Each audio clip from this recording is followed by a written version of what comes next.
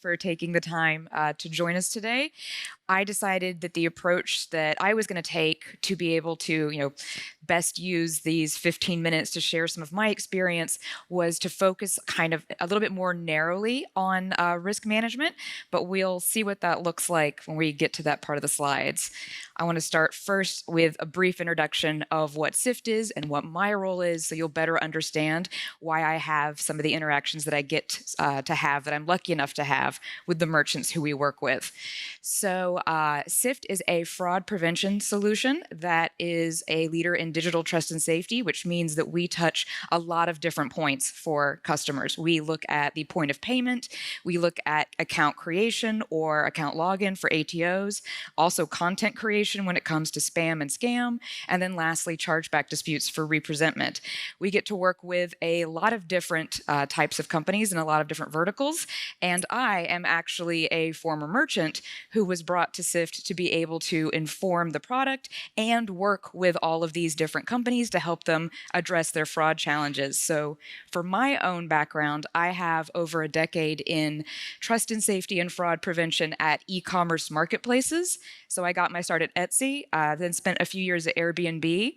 Then I spent a long while at First Dibs, which is a luxury marketplace. So I can tell you all about people who are trying to commit money laundering, buying $100,000 handbags. And then lastly, I was at Let Go, which is a secondhand marketplace. So that's where a lot of my experience and stories come from, although I will tell some of them anonymized as to not embarrass a former employer. But anyway, so the way we're going to frame this today is around that merchant challenge of having to actually explain what you're doing when it comes to your risk management approach, whether that is communicating success to your team, or that is talking to the board if you're publicly, or if you're a company who has investors, or if you are just talking to leadership and arguing for resources. You have to be able to encapsulate what your approach is and communicate that via metrics that can be understood. So we'll start first by talking about choosing those metrics. Then we'll look at benchmarking against the industry, how to best do that. When is that even possible? And then lastly, the idea of being a revenue protecting organization or the idea of being revenue protecting and then improving to be revenue generating, which can get you a lot of doors open. So let's start with choosing your metrics. So first of all, you've got quite a few options, and if anyone was in my presentation yesterday, you've seen this same slide, but I promise I'm not going to say the same info. But I did pick these particular rates here because they are ones that are pretty closely related to payments, and I think almost everyone can understand them, even if you aren't specializing in fraud and you're on the payment side instead. But first of all, you got to pick the metrics that are relevant for your business. If you're a cryptocurrency wallet and you only accept deposits via bank transfer, you are not reporting on chargeback rates. Yes, you may have ACH returns to report on, but of course that's just not going to be part of the picture for you. And then at the same time, if there's a particular metric that you're concerned on, you need to make sure you're not just reporting on it, but that you're also reporting on the metrics that are relevant to that selection. So an example of that would be up top, we've got chargeback rates. Well, we're seeing a lot of merchants who, especially those in the physical goods world, are cracking down on return and refund fraud. And because those rates are dropping, now more people who were intending to commit refund fraud from the moment they made their purchase have no choice but to file a chargeback. So if you're actually trying to report on what's happening with your overall chargebacks and they're increasing, reporting on refunds can show why that's happening, and maybe it's therefore then not related to anything you're doing within your fraud and risk management approach. The same can be said for customer insults and block rates and how those are very closely tied together. Now, a lot of the work that I do is actually on the education side, and so this next slide is one that I have used a ton to describe to companies how they can best balance some of these rates and basically come to a level of understanding that not everything can be brought down to zero. First of all, some of it can't be brought down to zero at all, like chargebacks. You can never predict if someone won't receive an item, they're going to file that dispute. But you can't have balance within your org and try to get everything to zero, because there's going to be consequences of that approach. So this up here helps explain the why for certain rates. And just for the sake of time, we will focus on just one of them. So let's look at that first one with that high chargeback dispute rate. So if I'm talking to somebody who is in a monitoring program with one of the card networks, they really have to get these chargeback dispute rates down. We'll start looking at, if they do manual review, what are some of the challenges they're seeing there. So here we've got less agent time to review. Maybe they're under very, very demanding SLAs for reviewing a order and releasing it. Maybe they just don't have the time necessary because they have a really antiquated approach that doesn't give the best tools to their agents. But then we've also got unidentified fraud skipping review. So we need to have better educated agents who are able to identify that fraud. That kind of then leads into the next one of agents don't recognize fraud at all. And then last, customer service errors, which could mean, hey, those chargebacks might not even be fraud at all. How can you then prove to leadership that that is not a high rate that has anything to do with the trust and safety team?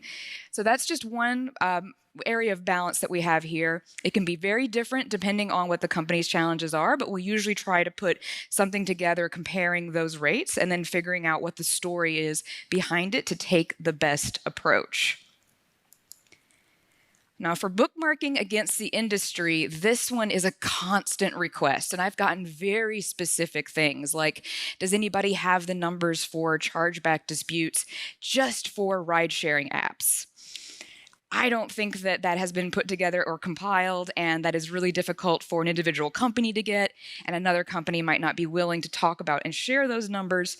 So that becomes a huge challenge. And even if you do have the numbers, like even if you are able to get certain statistics, you've always got to be aware of what the source is for those statistics and what the methodology for collecting those statistics were. So one warning to throw out would be, they all have limited data. They're not going to be looking at the entire payments ecosystem when they're reporting on metrics. And then for methodology, are you looking at a survey where someone might estimate or not actually be sure or innocently answer that incorrectly? Or are you looking at something that was pulled from data that would be a little less difficult for them to manipulate? So that said, my slides aren't actually going to have any examples that have those industry stats within them. But I'm going to talk about some conversations that I'll have with merchants and how I frame that around fraud trends to help them understand and anticipate what they might see happening so that they can get ahead of reporting on those metrics to their higher-ups, to whoever they are accountable to. So I recently used this slide when talking to a job listing platform, so basically job classifieds, and we were talking about that consistently impending recession that we're told is going to finally happen this year after it's been talked about for 1-2 years. I don't even remember at this point. But when it comes to cyclical fraud trends, there are distinct fraud trends that reappear if the economy is in a state of expansion or if the economy is in a recession. These right here, job listing scams, absolutely explode in a recession. And there's a lot of reasons why. So we talked through the demographics of their users and how there would probably be people who are more desperate to find a position because people are out of work. And that means they're more willing to ignore red flags and therefore might fall for scams more easily. So that's just something they need to be aware of. Maybe this is a great opportunity for increased user education. Then they might actually be willing mules. This is where you start to have that blur between fraud and just what you might call abuse. So someone who's so desperate for a job that they may not just be missing red flags, but willingly participating in something that they understand is fraud. That's where you start to cross into that line of, for the first group, we might send them education and then let them back on the platform. But for those who are willing participants, as that we progress through that gray area, we may not want them to ever use our site again. And then, of course, the new fraudsters, the ones who are seeing how much money people can make by doing illicit activities and are happy to go along with that. So that's just one example of what we've had to do to sort of understand those changes. And that can help us benchmark, because if they're seeing an increase in the number of scan liftings on their site, it might not be that they're being targeted specifically by a group of fraudsters. It could just be because we're heading into a recession. That's what every platform just like them is experiencing. So then they can communicate that that is actually, unfortunately, a norm for their industry.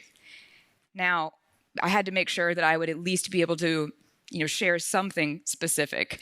So this next slide here is one that I did where it was a joint presentation with McDonald's. And McDonald's was really willing to share with other merchants exactly how they determine what their fraud block rate should be. So this goes back to earlier points that have been made by a lot of presenters in this conference of merchants working together and of fraud prevention not being a competitive advantage. If you are able to meet a merchant in your vertical and you're able to share those best tips with each other, it's okay to, ask about things that are even this specific. It doesn't hurt to try to get to know them and get that information, because I've seen plenty of examples where, a company that is enormous and has a global reach is willing to show a graph like this, where they basically say, for them, their ideal block rate is when the profit lost from block sales is close to the value or the amount of fraud chargebacks. Now, that's not going to work for every organization, but it works for them and it works for every organization of their size. And I think that the sort of analogy that Christine used when she was describing that was that it was better to refire a burger than argue with somebody in line while a customer waits to make their next purchase. So this is sort of their example and their balance, but of course it's going to depend on what org you're in as to how you approach that. All right, we're almost at the end. So let's talk about revenue protecting versus revenue generating. So in my experience as a trust and safety manager, we were very often labeled the revenue killers, the ones who came in, got in the way, caused frustration, and rejected orders.